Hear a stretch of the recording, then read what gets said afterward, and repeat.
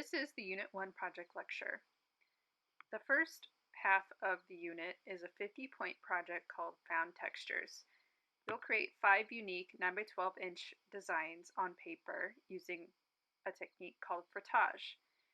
Frottage means rubbing in French. It was first used as an art medium by Max Ernst, who was a 20th century surrealist and Dada artist. He would combine these rubbings to add texture to his drawings. For this assignment, you will need your drawing pad, graphite stick, a variety of textured objects or surfaces. The main lessons are learning how to compose artwork using the design principles and Gestalt principles, and learning to find inspiration in everyday objects. Make sure that you're ready to discuss what principles you addressed in critique. Pictured here is my example. For my found textures, I used an iron, a computer mouse, a book, string, a palette, and letters on a palette knife. For this assignment, create 5 unique pieces that have combinations of different objects, and use a variety of textures, some organic, some geometric, some soft, some linear, etc. Any object that has varying heights in its surface or has a texture when you touch it will work, as long as it's flat. Play around with going off the edge of the paper, overlapping different values, and finding a variety of textures. The object is going to go underneath your paper. As long as it's flat, it won't rip. And you'll just gently rub the graphite stick on its side to pick up the impression. Other fun things you can try, and this will require going outside, is trying manhole covers on the street, license plates, and gravestones.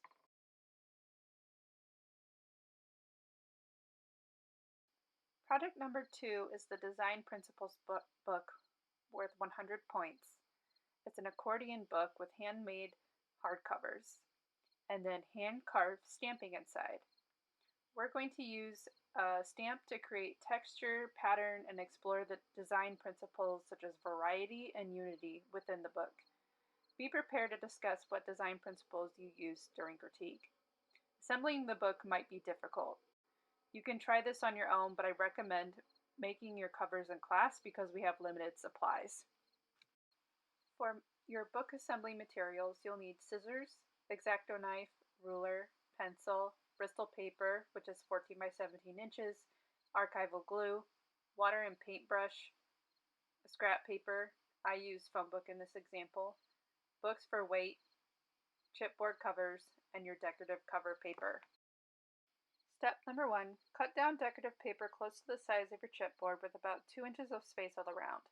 Glue the entire side of your chipboard with scrap paper underneath to keep your table area clean. Press the chipboard glue side down into your decorative paper and put books on top to press it down as it dries. Dry for about 10 minutes.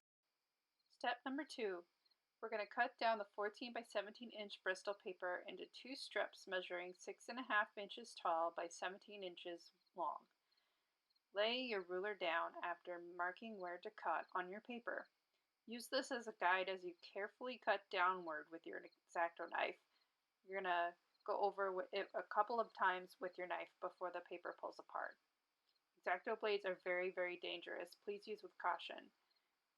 However, it will look much better than trying to cut with scissors. Step number 3, fold your paper into an accordion. Fold the paper in half hamburger style and use your scissor handles to flatten the crease. There will be 2 halves which you'll fold again, resulting in 3 folds. Alternate your folds so they are folded in opposite directions. This will result in an accordion. Repeat this process for both pieces of paper. Step number 4, finish the book covers. Trim off extra cover paper by lining up the ruler with the edge of your chipboard and cut it away with the X-Acto knife. This part is going to be tricky, so be careful. Measure 1/8 inch out from the corners of the chipboard and mark with a pencil. Line up your ruler with that mark and trim a perfect triangle off the corners of your decorative paper. Repeat for each corner. The extra 1/8 of an inch that you measured allows the flaps to overlap just a little, otherwise there would be a gap. Step number 5, glue down the book cover flaps. Press down with your fingers after you glue. Press extra hard on the corners so the paper forms to the book cover and doesn't stick out. Place the book covers under weight while it dries for another 10 minutes.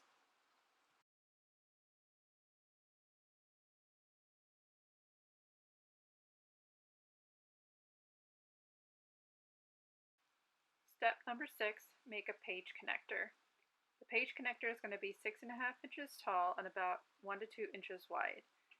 You're going to fold this page connector with your hands at first and then fold with your scissor handles to really press down. Put your accordion folds together. The page connector is going to fit between the very ends of where they meet in the middle.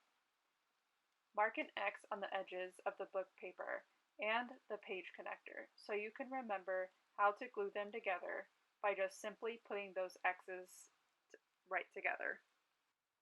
Dry each of the two sides one at a time under weight, then dry them flat under weight.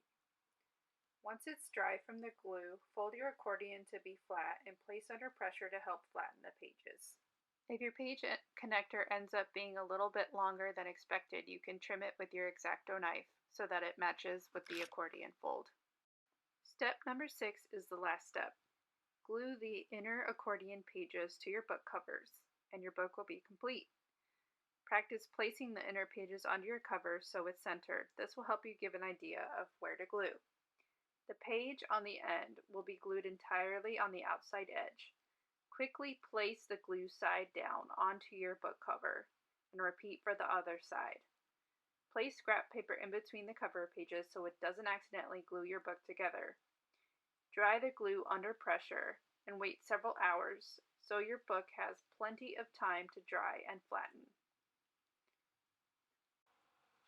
This is an example of what your book might look like.